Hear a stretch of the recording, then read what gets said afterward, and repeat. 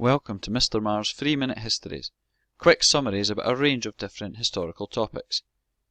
Today we're looking at arguably the most famous woman in Scotland's history, and that's Mary Queen of Scots, and considering all the events that shaped her life. Mary was born in 1542, and only 6 days after her birth her father the king died. As a result of this, the following year Mary became Scotland's king, even though she was only a baby. In 1548, Mary moved to France. This was partly to escape the pressures from King Henry VIII of England for Mary to marry his son. And in 1558, she eventually married Francis, who would become heir to the throne of France. The following year, in 1559, Francis became the French king, although he died the following year, and so for a brief year Mary was also Queen of France.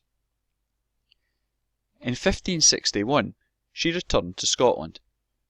At this time, she married Lord Darnley, and in 1566 they had a son called James.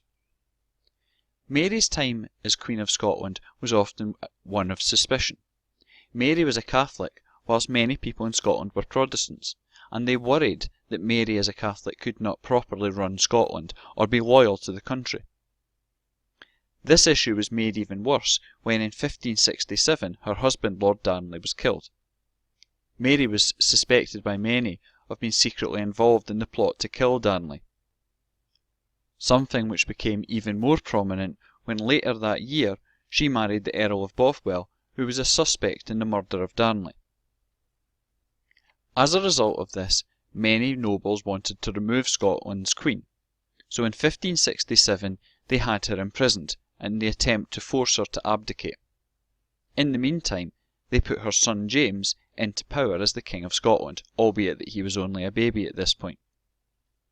In 1568, Mary managed to escape prison, and her forces fought but ultimately lost the Battle of Langside.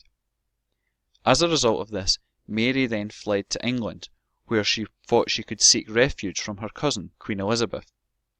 Elizabeth, however, viewed Mary with some suspicion, partly because of their religious differences, but also because of worries that Mary may well have wanted to become Queen of England. Mary's death ultimately came about because of this. In 1586, Mary was accused of being part of a plot to murder Elizabeth and install Mary as the Queen of England, and therefore in 1587 Mary was beheaded, although it took 2 attempts to do this. An interesting end to the story is that in 1603, when Elizabeth died without any children, Mary's son James became the king not only of Scotland but also of England in the union of the crowns, and since then both England and Scotland have shared the same king or queen.